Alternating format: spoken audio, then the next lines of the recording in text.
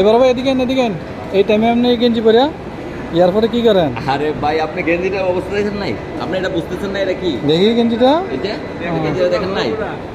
তো ঘটনা হচ্ছে আমরা শুধু মনে করেন যে বাংলাদেশে ছাত্র আন্দোলন করছে, আমরা কিন্তু বসে থাকি নাই প্রবাসীর মাটিতে। আমরা মনে করেন যে হ্যাঁ এদেশ আন্দোলন করছি, প্রত্যেকটি প্রবাসী থেকে আন্দোলন চলছে, ঠিক আছে? প্রবাসীরা রেমিটেন্স বন্ধ করছে এই ফ্যাসিস্ট সরকারের বিদায় করার জন্য। আজকে এই ফেরাউন ফ্যাসিস্ট সরকার মনে করেন যে বাংলাদেশ বিতাড়িত করছি, ঠিক আছে?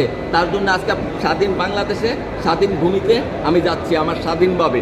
আপনি দেখেন লেখাটা আমি কি লিখছি, স্বৈরাচার আমরা বিদায় করছি, ঠিক আছে? আমরা প্রবাসী মাটিতে যেই ধরনের আমরা মনে করেন যে আমরা যেভাবে রেমিটেন্সটা বন্ধ করছি, আমরা রেমিটেন্সটা বন্ধ করে এরপরে প্রত্যেকটা প্রবাসী আন্দোলন করছি। আমি এই দেশে মনে করেন আন্দোলন করার পরে আমার এই দেশে মিডিয়াতে উঠছে, ওঠার পরে আমরা দৈরালাই বা একবার পুরো কমপ্লিট। আজকে থাকলাম হলে জেলে ভাই, আজকে জেলে থাকতাম যদি আজকে মনে করেন যে আমি হ্যাঁ এই যে এই ফ্যাসিস্ট সরকার যদি আজকে মনে করেন যে পালিয়ে না যায়, তো আজকে ছাত্র আন্দোলনের ভিতরে আর বাংলাদেশের জনগণের যেভাবে মনে করেন যে শেখ হাসিনারা তারাই পাঠাইছে, যদি না পারে তো ভাই আমরা আজকে মনে করেন যে বাঁচলাম রইলে ভাই।